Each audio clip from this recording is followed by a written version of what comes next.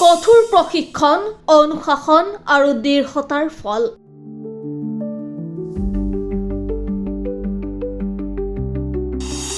9 ঘণ্টা 50 minute 29 kilometre সাঁতুৰি অস্থিৰ সমুদ্ৰ পথ অতিক্ৰম 7 বছৰীয়া এটি কণমানিৰ।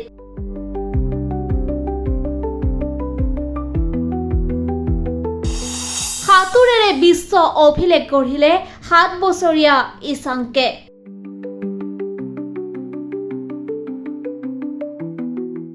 ৰাঞ্চিৰ 7 বছৰীয়া সাঁতোৰবিদ ইছাংকে শ্ৰীলংকা আৰু ভাৰতৰ মাজৰ প্ৰত্যাহ্বানমূলক সাগৰীয় পথ অতিক্ৰম কৰি অতি কম বয়সতে এক নতুন বিশ্ব অভিলেখ গঢ়িবলৈ সক্ষম হৈছে।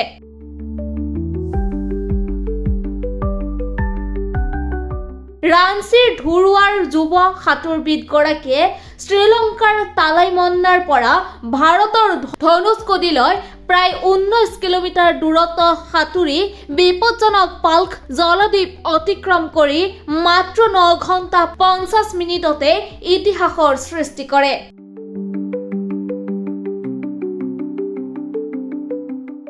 ইয়াৰ লগে লগে তেওঁ এই পথ অতিক্ৰম কৰা বিশ্বৰ আটাইতকৈ কম বয়সীয়া সাঁতোৰবিদ হিচাপে পৰিগণিত হৈছে আৰু নতুন বিশ্ব অভিলেখ গঢ়িবলৈ সক্ষম হৈছে।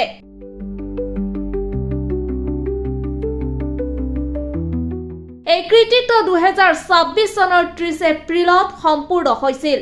এয়া কঠোৰ প্ৰশিক্ষণ, অনুশাসন আৰু দৃঢ়তাৰ ফল। এই কৃতিত্বৰ বাবে তেওঁ ইউনিভাৰ্চেল ৰেকৰ্ডছ ফৰামৰ দ্বাৰা আটাইতকৈ কম বয়সীয়া আৰু দ্ৰুততম পালক ষ্ট্ৰেট সাঁতোৰবিদৰ বিশ্ব অভিলেখৰ প্ৰমাণপত্ৰ প্ৰদান কৰা হৈছে।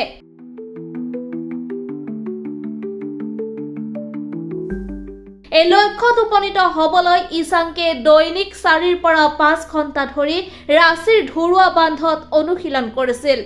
তেওঁৰ প্ৰশিক্ষক অমন কুমাৰ জয়ছোৱাল আৰু বজৰং কুমাৰৰ নিৰ্দেশনাত বিশেষ প্ৰশিক্ষণ গ্ৰহণ কৰিছিল।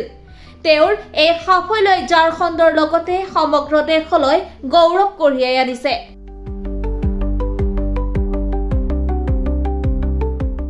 News desk report, Republic any.